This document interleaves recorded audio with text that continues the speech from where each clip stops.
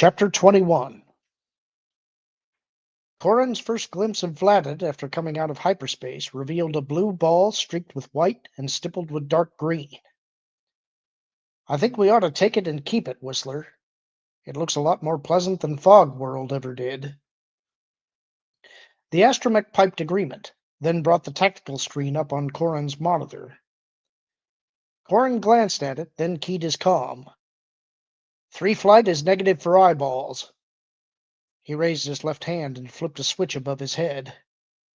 S-foils locked in attack position. I copy, 9. Stand by. Standing by, Control. Ahead of him, speeding in at the planet, 2 of Defender Wing's Y-Wing squadrons flew with an escort of 4 X-Wings each. Because his flight was 2 ships shy of full, he and Oral were assigned to Warden's squadron. Champion, with General Sam flying lead, and Guardian squadrons were to go in first and soften things up so Warden, with its understrength defenses, could sweep through unmolested. From the briefing, Corin knew the base on Grand Isle would be no match for 2 squadrons of Y-Wings. In addition to 2 laser cannons, the Y-Wings sported twin ion cannons and 2 proton torpedo launchers. Each ship carried 8 torpedoes, which meant either of the squadrons packed enough firepower to turn the lush, verdant landscape of Grand Isle into a black smoking mass of liquid rock. Rogue 9 continued to follow 2 flight, then orbited Angels 10K. As ordered. Call us if you need anything. Will do. Control out. Corin thought he caught a hint of his own frustration reflected in Tycho's voice. The orders he had just given Corin were being relayed to the members of Warden's squadron by Sam's own controller. The dual command chain was supposed to guarantee good command and control during the operation, but Corin doubted it would do anything of the sort.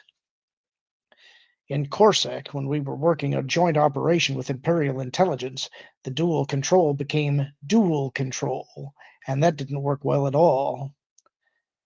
The ride down through the clear atmosphere got a little bumpy, but having a little resistance to fight with the controls felt good after 6 hours of doing nothing during the hyperspace run. Corin leveled the X-Wing out at 10 kilometers above the surface of the planet. Control, 3 flight on station. Can you send me TAC visual from below? Here you go, 9. From Rogue Leader, returning the favor. Corin's cheeks burned as he recalled his sensor data being used by the rest of the squadron on Folor. Relay my thanks. The visual feed from Wedge's X-Wing showed 4 Y-Wings swooping in on the northern face of the volcano's crater. From about a kilometer out, each of the slow craft launched a pair of proton torpedoes, then peeled off. The blue balls streaked out towards the mountainside. They exploded against it at a point where the abundant rains had already eroded and weakened the rock. The rippling series of explosions cast smoke, rock, and burning plants into the air. The visual feed went vector, with green grids representing the land hidden by the smoke. Where there had been a gentle curved dip in the crater's rim, there now existed a sharp, jagged rift that looked as if some titanic vibroaxe had been used to chop the rock away. As Corin watched, the gap grew larger, and he suddenly realized it was because Wedge was going in. Tighten it up, Deuce! Wedge's X-Wing plunged through the smoke. Minoc, make sure Control is getting a topo scan of this trench. The smoke cleared almost instantly, showing him a bristle of shattered volcanic rock a dozen meters off each wing. Wide enough for the bombers, but not much room for error. He nudged his throttle forward, distancing himself from the Y-Wings following in his ion wash, and emerged from the split rock faster than any prudent pilot would have flown. The laser shots from a quartet of TIE starfighters illuminated the air behind him as he came into the crater beneath the shield's protective dome. He immediately inverted and dove towards the base of the crater. Wind whistled from the S-foils. He rolled 180 degrees, filling his cockpit canopy with sky, and pulled back on his stick to level the X-Wing out. The astromech behind him shrieked a warning. I know I have 2 eyeballs on my tail. In the vacuum of space, the presence of two ties behind him would have been very serious because their superior maneuverability made them difficult to shake. In atmosphere, however, their less than aerodynamic design and the turbulence produced by their twin engines' exhaust meant they had significant yaw problems. This made them no less deadly in a dogfight, but it did open up a myriad of strategies for dealing with them. Deuce, help here! On my way. Brewer's voice crackled through Wedge's helmet. Free on me. I have them. Okay, time for me to gouge at least one of the eyeballs. Wedge brought the left wing up at a 45-degree angle, then feathered his throttle back. The lessened thrust and atmospheric drag slowed him enough that the X-wing slid 50 meters down and 20 to the right. The TIE pilot tried to follow him and remained at his back, but the hexagonal wings killed the sideslip. The drag slowed the TIE considerably, and it started the dip towards the jungle carpeting the crater floor. The pilot did the only thing he could to avoid a stall and crash. Diving his ship, he picked up speed and shot ahead of Wedge's X-wing, but not so far in front to allow Wedge to sideslip left and come in behind. Not that I wanted to do that anyway. Wedge punched the left rudder pedal down and slewed the fighter's stern around to the right. Goosing the throttle straightened the ship out, then Wedge's crosshairs spit at the TIE and burned green. He hit the trigger and the quad lasers converged to blow bits of TIE fighter all over the Grand Isle landscape. Vaped one! He saw a smoking TIE slam into a crater wall. You're clear, leader. Thanks, Deuce. Report 3. Noara Ven's voice seemed tinged with some disgust. 4 got a pair. Island is blind to my sensors. Rogue leader to control. Champion is clear to run. Relaying that message now. 9 cents thanks for the feed. Wedge smiled. He would have preferred to have Corran more involved in the action, but resistance was expected, and until they could bring a new pilot in for Lujane Forge, his flight would be vulnerable, in spite of the skills both Corran and Oral exhibited. General Sam had suggested leaving 3 Flight to oversee Warden's Squadron, Defender Wing's least experienced squadron. They'd all get mission experience, but nothing too life-threatening. Control to Rogue Leader. Champion and Guardian squadrons beginning their runs. I can see them, Control. Through the gap lumbered the Y-wings. Never an elegant craft, they appeared to have the atmospheric flight characteristics of something between a TIE starfighter and a big rock. All of the Y-wings dove to pick up speed, but they leveled out with little apparent trouble and started in on their strafing and torpedo runs. They may be slow and awkward, but Sam's pilots do know how to do their jobs. Control to Rogue Leader. We have trouble. Go ahead, Control. 2 ships. Carrack-class cruiser and a Lancer-class frigate are out our exit vector. Iridane is beginning a withdrawal. Wedge felt his stomach begin to fold in on itself. Control? Confirm Lancer-class frigate. They're rare. Maybe this is a mistake. Please let it be a mistake. Confirmed Lancer-class frigate. Orders? Lancer-class frigates had been the Imperial Navy's solution to the problem of snub fighters and the threat they posed to capital ships. All of 250 meters long, the boxy ships were studded with 20 gunnery towers, each one sporting a Sinar Fleet System's quad laser array. With its speed, which was exceptional for a big ship, and those weapons, the Lancer-class ships were rancors amid a nerf herd. While the Iridane's turbo lasers could have driven it off, the Carrack-class cruiser outgunned the blockade runner, leaving the Lancer free to pounce on the fighters. The X-wings were fast enough to elude the Lancer, but there was no way the Y-wings could outrun it or fight it. The Lancer's guns made it the equivalent of 80 TIEs. Wedge glanced at his fuel monitor. He didn't have enough fuel remaining for a long fight with the Lancer in the run home. I don't have enough fuel to let the Iridane run for help. The best chance the Y-wings had was for the X-wings to engage the Lancer while they ran.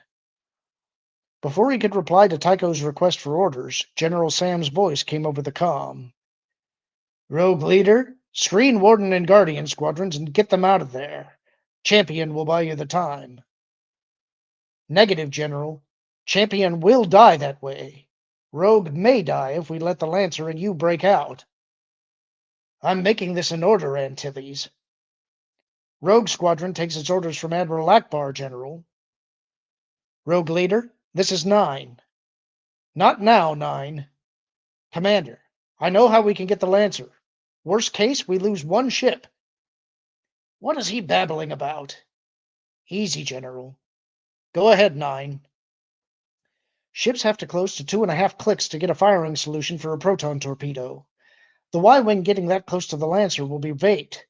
An X-wing can get in and send targeting data to the Y-wings, increasing the range of their solution. Same thing Captain Selchu did in the Forbidden at Korax. The proton torps will home for 30 seconds, which means they can hit a target at just over 14.5 clicks. That'll keep them safe from the Lancer. Wedge frowned as he worked through Corrin's plan. A weaving X-wing might be able to get in close to the Lancer. General Sam saw the flaw in the plan at the same time Wedge did. A weaving X-wing won't be able to get a targeting lock on the Lancer, Antilles. This is nonsense. Corrin's voice came back strong. The X-wing doesn't need to get a targeting lock. He just needs to get in close. The Y-wings will be targeting the X-wing's homing beacon. Time it right, put the Lancer between the missiles and the X-wing, and you can scratch one Lancer. That just might work. Wedge pulled back on the X-wing's stick and started up toward space and the waiting Imperial ships. I'll make the run.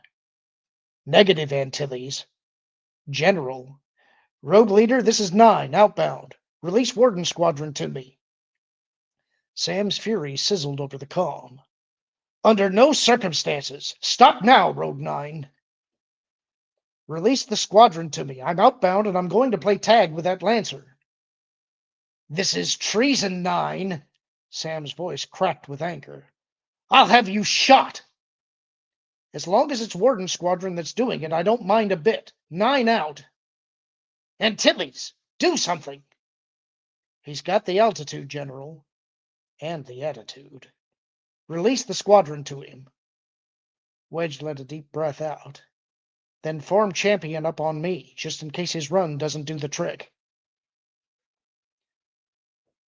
Corrin keyed his comm. Okay, Wardens, this is how we become heroes. Link your torpedoes so that you'll be shooting 2. You'll shoot them on my mark. Timing is critical here. Go too early and you won't hit anything. Go too late and I'm... Look, just don't go too late.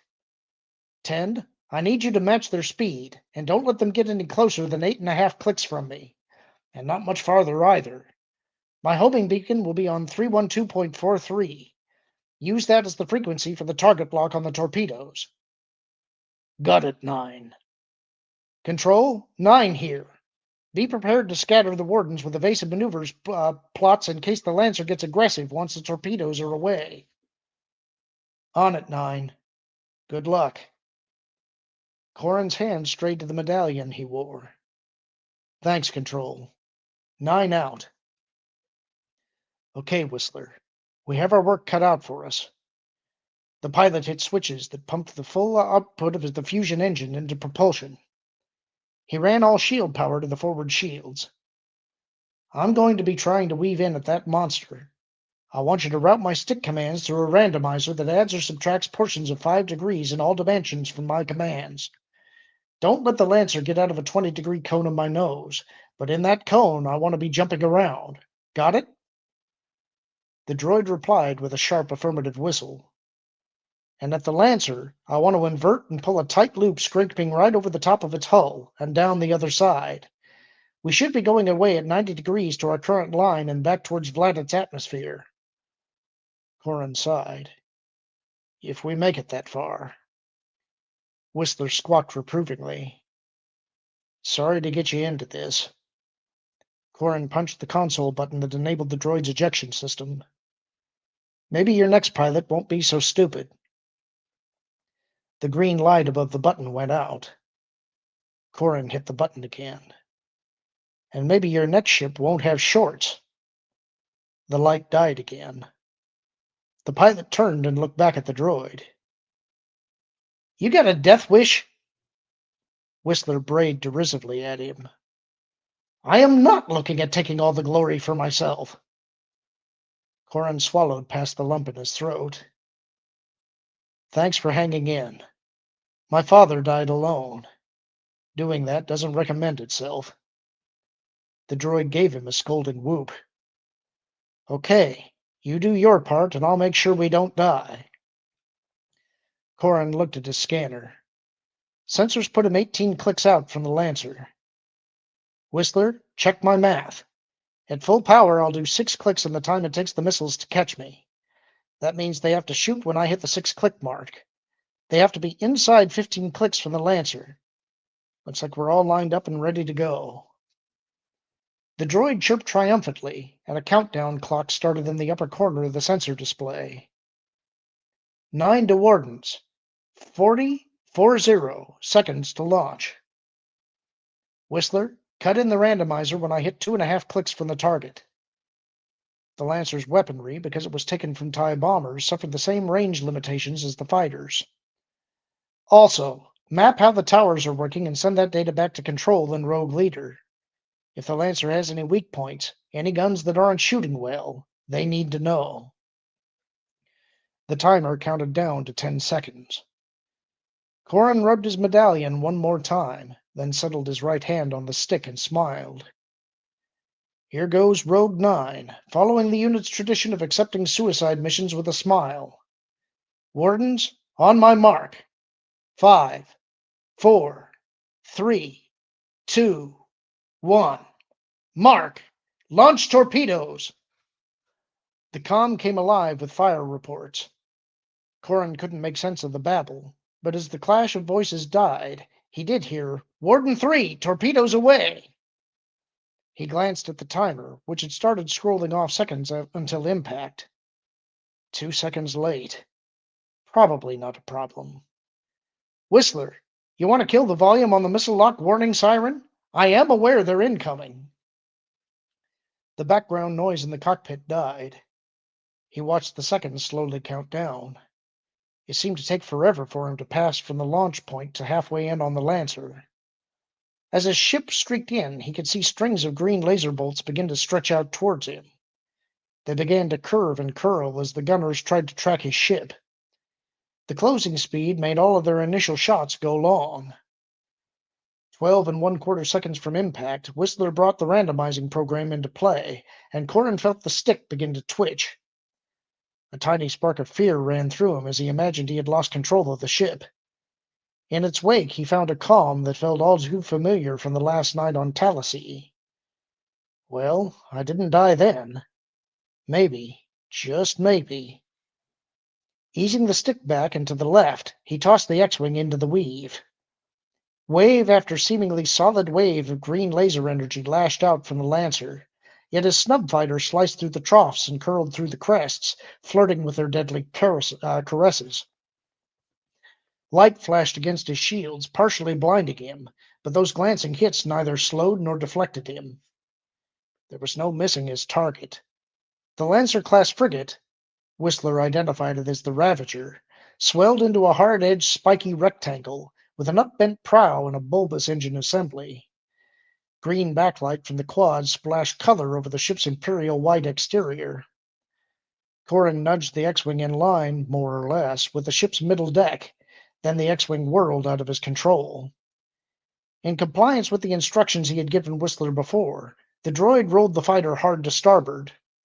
The stick bashed Corin's right hand against the side of the cockpit, but before the pain could begin to register, the stick tore itself free of his grasp and smacked him solidly in the chest. With the stick pinning him back in his command chair, Corin could only look up and watch the Ravager's hull blur as it flashed past. The torpedoes had been within half a second of catching the X-Wing when it snapped up and around the Ravager. While fully capable of making the same maneuver the fighter had, because of their greater speed, the torpedoes needed more space in which to make it. Even as they started to correct their courses to follow Corin, they slammed into the Lancer and detonated. The first half-dozen explosions produced more energy than the shields could absorb. The shields went down, leaving the frigate open to the rest of the torpedo swarm. Blast shields buckled and transparasteel viewports evaporated as the torpedoes detonated. Titanium hull plates went molten, flowing into globules of metal that would harden as perfect spheres in the frozen darkness of space. Decks ruptured, and the growing fireball at the center of the ship consumed atmosphere, equipment, and personnel with a rapacious appetite. All but two of the torpedoes fed into the roiling plasma storm raging in the heart of the Ravager. In bisecting the ship, the torpedoes cut all power and control links between the bridge in the prow and the engines at the stern. Automatic safeguards immediately kicked in, and the engine shut down. All laser fire from the Ravager died, and the stricken ship keeled over. It began to lose a tug of war with the planet below, and slowly tumbled down into Ratchuk's gravity well. Corin, in an X-wing sprinting away from the Imperial frigate, could see none of the damage the torpedoes did to the Ravager. He stared down his sensor monitor and smiled as the sensors reported, line by line, the deaths of 22 torpedoes that were following him. 22? But there should have been 24. He pried the stick off his chest. Whistler, where are those last two missiles? The sensor array shifted. The torpedoes had shot under the Lancer, reacquiring his beacon when he cleared the frigate's far side. Almost here. I have to brake hard. The stick twitched and jerked of its own accord. Horror trickled electricity through Corin's guts. Whistler, cut it out!